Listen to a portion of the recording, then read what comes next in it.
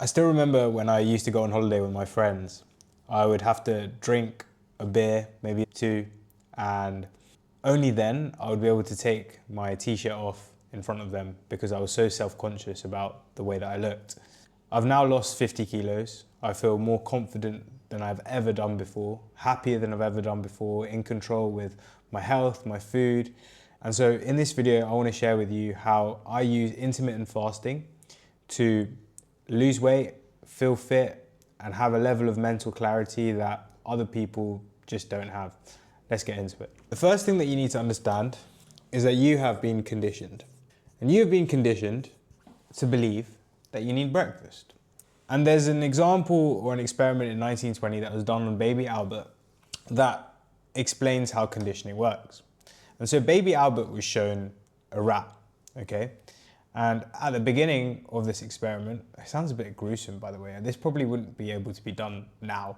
But anyway, he was shown this rat, and at the beginning, before any conditioning happened, he was not fearful of the rat. But then what happened, the experimenters paired the rat with a frightening noise, okay? And what happens is that the baby fears the frightening noise, okay? And then after this, what happens is the baby, instead of just fearing the frightening noise, because it's been paired with the rat, he starts to fear the rat. And so they take the frightening noise away, and the baby still fears the rat. And then he eventually starts fearing other similar animals like rabbits, birds, and anything with white fur. And so what you can see here is that we have some neutral thing, and they've turned it into something that is basically not neutral by creating an association. And what marketers do in their advertising is that they'll grab your attention, and when they grab your attention, they basically shut off the analytical side of your brain. And so if you think about the last time that maybe you were scared in a movie, you were really thrilled by a movie, you were like completely engaged in a movie, and then something happens on the screen, you feel instantly scared without you consciously doing it, right? Your analytical brain is shut off and you're just accepting the information coming in. When advertisers make their adverts, they're aiming to do the exact same thing to your brain, where they're trying to create an emotional response, grab your attention, and as a result of that, they want to shut off the analytical brain so that you absorb all the information that they say without really questioning it. And this is done all across marketing from any products. An example of this is Gillette. So the Gillette advert, right? It's got my man Roger Federer, and he's shaving, and maybe other few sportsmen, and he's looking quite attractive because Roger Federer is attractive, and maybe other guys that are similar attractiveness, these big personal brands. And because they've paired Gillette with all these guys, when you're walking past the Gillette in Boots, you think to yourself, oh yeah, like I want to look like that sexy guy. And so you go and buy a Gillette, right? It's the power of brand. Now, what happened and what happens is that with repetition, so constant exposure, especially with social media, with TVs, all of this stuff, we are basically conditioned into believing that products and brands are associated with things that we want, and as a result of those associations, we end up buying these products, okay? That's exactly what a marketer's job is. Now, what happened in 1944, because this has been going on for years, brother. We've been getting conditioned and brainwashed for years. I'm the unbrainwasher. Man's here to free the people. I'm starting a revolution against breakfast. Now, I'm actually starting a revolution against big companies trying to sell you food. All right, listen in, lean in, lean in, lean in. All right, so General Foods in 1944, they launched an advert. And by the way, if you don't know who General Foods are, right? General Foods is this massive conglomerate. It doesn't exist anymore. But if you think about companies like Unilever, Kraft Heinz, Coca-Cola, PepsiCo, they basically own loads of different brands. So PepsiCo owns like Pringles, Pepsi, 7-Up, etc., etc. Kraft Heinz owns Heinz Beans. I don't know any others, even though I used to work for them. Coca-Cola owns Coca-Cola, obviously, maybe Walker's as well. Unilever owns Ben & Jerry's, Lucozade, okay? So General Foods is just a similar company to that, has all these different brands, cereal brands, all these things. And one of the things that they launched is a grocery pamphlet saying, eat a good breakfast, do a good job. So they launched that. And the second thing that they do is they create radio announcements saying that nutrition experts say breakfast is the most important meal of the day, okay? So they do these two things. It's a massive marketing campaign. And obviously what happens as a result of that is that cereal sales go up. But it's all bullshit, brother. They just created this massive campaign in the 1920s. And because in the 1920s, it was so widespread, people just believed it. Because especially in 1920s, there wasn't people like me trying to wrong the rights. No, fuck, right the wrongs. And so everyone believed it and everyone started buying breakfast. And it became this massive thing where like breakfast is the most important meal of the day. And actually, it wasn't even that much of a big thing before the 1920s, mate, right? I just want to break it to you that you have been conditioned into thinking that breakfast is the most important meal of the day when it ain't necessary at all, okay? And if you think about why it's stupid, right? I'm going to recondition you. In hunter-gatherer times, I need to get a new pen again. In hunter-gatherer times, okay, men would have gone out to maybe gather equipment for the tribe. Maybe they would have gone to work. Maybe they would have gone to hunt. They would have gone to do their work. They ain't gonna be food about until they've done their work and gone and hunted some big fucking boar, all right?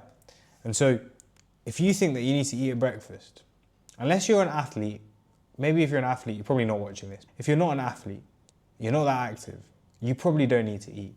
You need to go and work, okay? You need to go and work and you need to earn your food. But my point here is that, look, if you feel really hungry in the morning, every single morning, and your body is just asking for food, go and eat.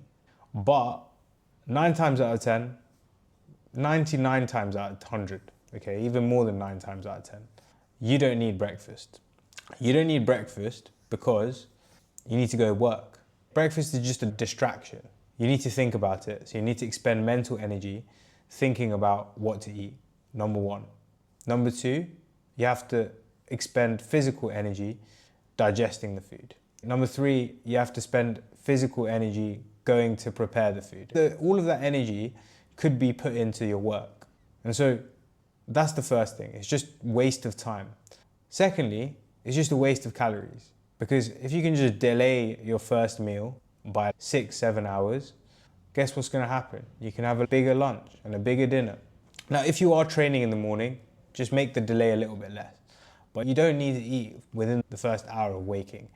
The reason why people believe it, and this is the point of this point, is that it has been conditioned since the 1920s, and it's my job to recondition you into thinking that, okay, like, you don't need to do it, because people, when they were hunter-gathering, back in when our ancestors were alive, they weren't eating breakfast, all right?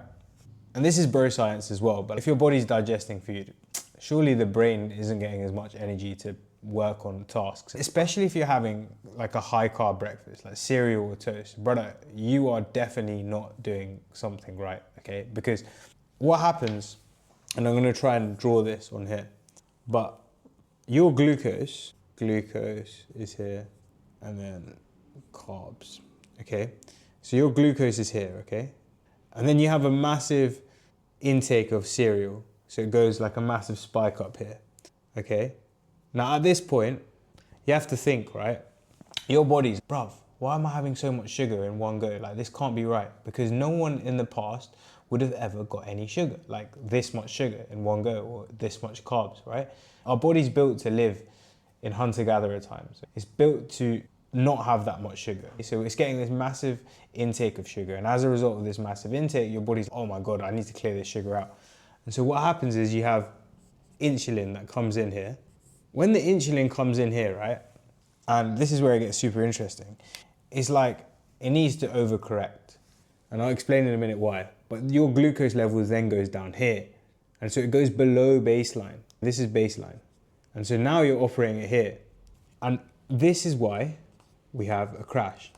Now, let me explain to you why we go below baseline, because I was looking into this and I was like, why the hell would we go below baseline, innit? Like, why don't we just stay here?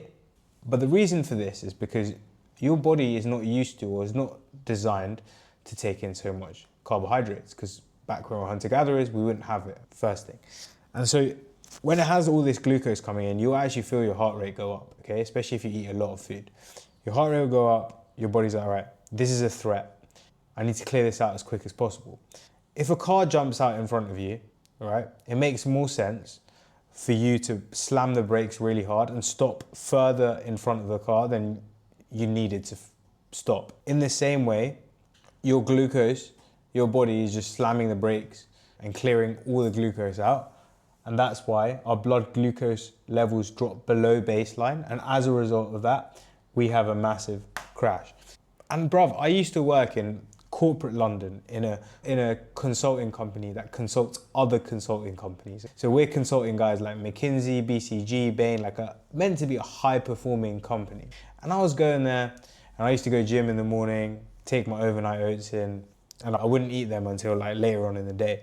And my colleagues, right, the directors of the company were going into Pret-a-Manger and getting croissants for breakfast. And I was like, seriously? You're meant to be a company that is meant to be there to perform at the best, consulting all these other consulting companies, brain is sharp. Our job as consultants was to take in information, right, distill it down into its simplest form, and then give it to the consultants so they can make decisions with crystal clear clarity, okay? Excuse me. And these guys were eating croissants for breakfast. That is the bar that they were setting. But obviously their brain's not gonna function, because every single morning they would have this insulin spike and they would have this blood sugar crash. And so even if they were trying to work, which I don't think they were, but even if they were trying to work, right, their brain wasn't able to. And so definitely don't have a high carb breakfast. If you are gonna have breakfast, maybe you're training in the morning, keep it proteins and fats, because that's just like fasting, right? But ideally, no food, just bare black coffee. Now, don't even have loads of black coffee. Some people will say, Andrew Tate has so much black coffee, and it's have 1 or 2 black coffees throughout the day, because otherwise if you have more than that, you're just gonna fuck up your sleep.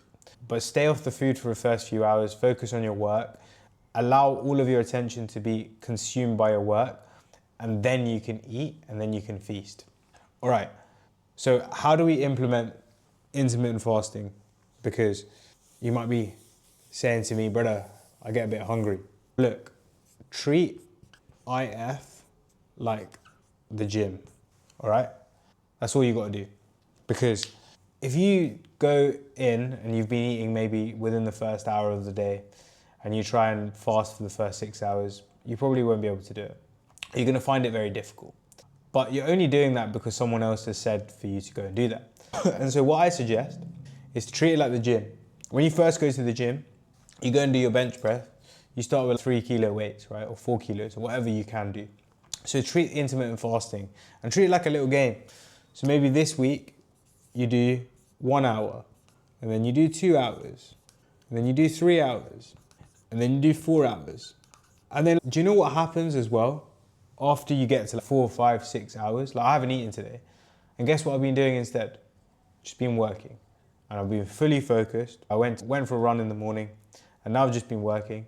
And I've not even thought about food. And as a result of not thinking about food, I've been fully consumed by my work.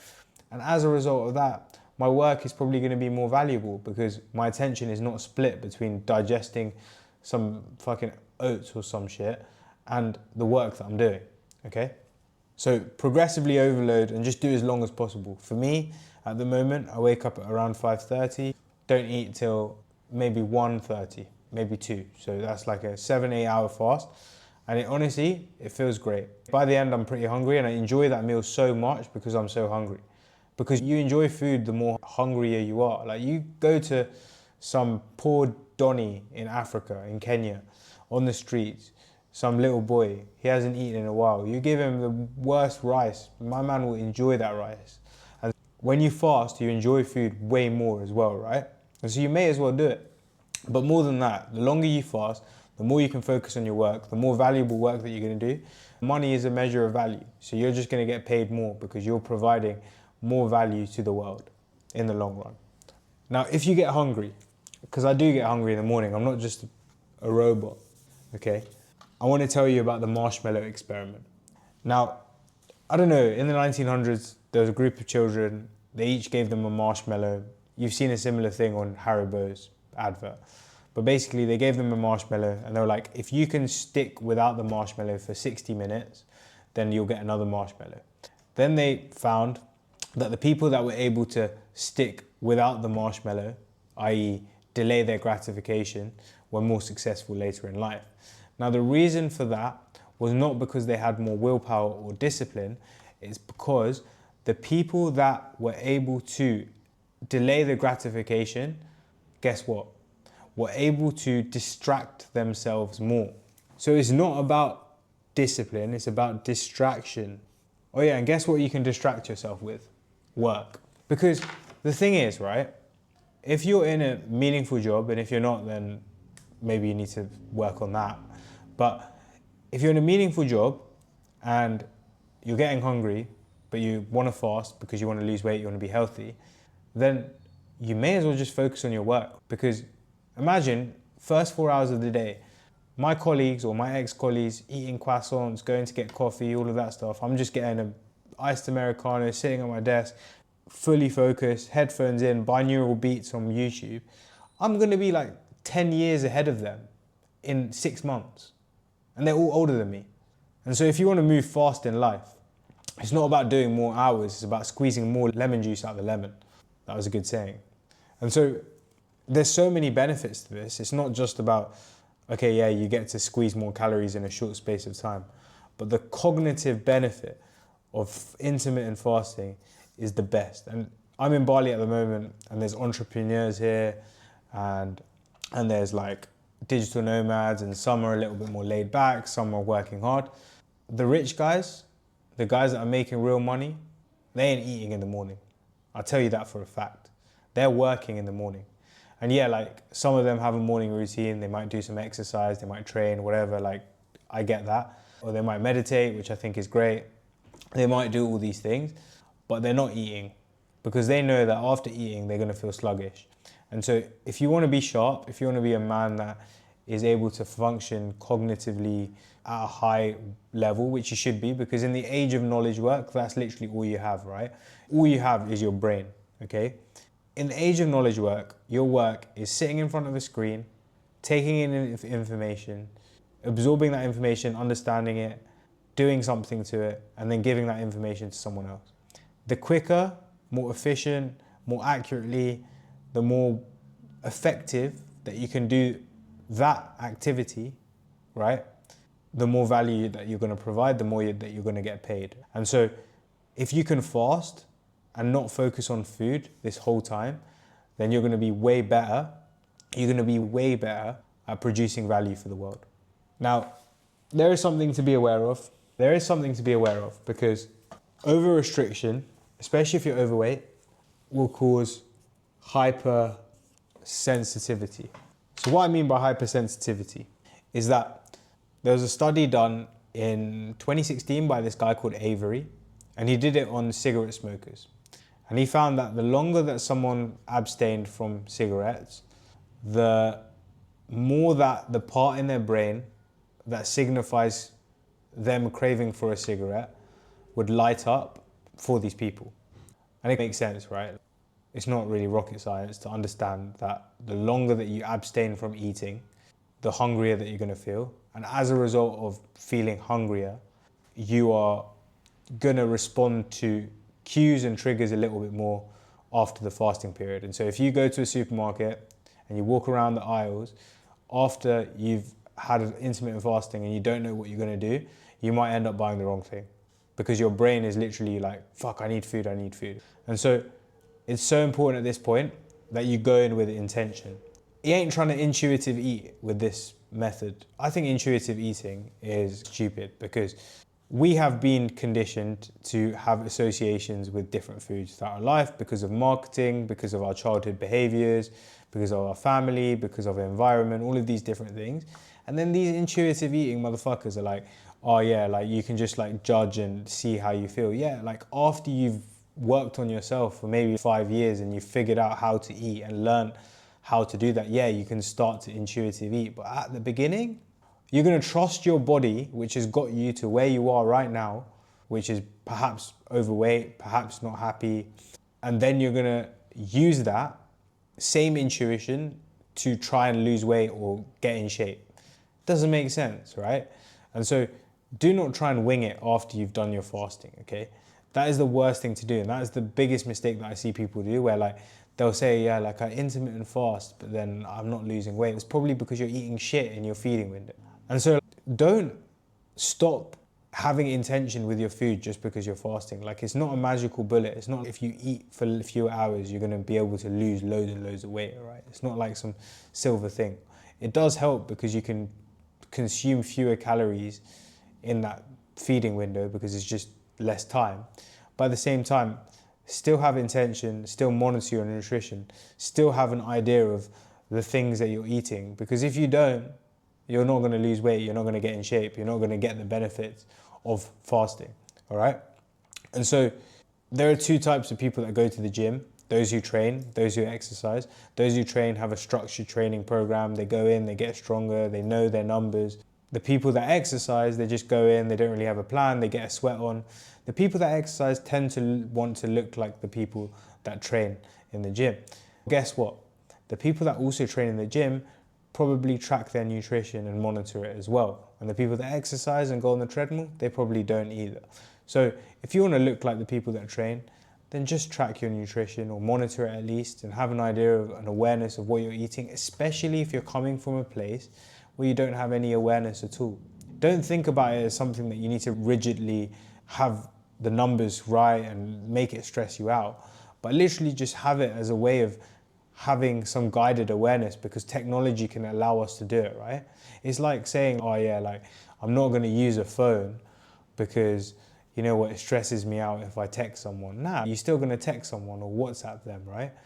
Just because it's there and it causes you stress, don't blame the tool. Just figure out why it's causing you stress and then fix that.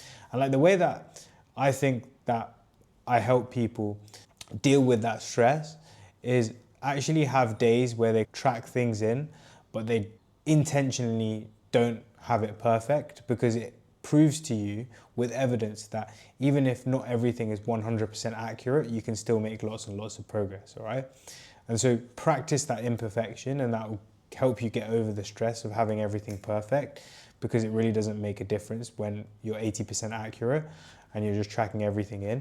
You're going to be there, right? The people that need to be 100% accurate, they're fucking bodybuilders trying to compete for some show. You don't need that, right? And so treat your diet like an athlete, okay? You've spent this 4 hours fasting, right? You've worked hard.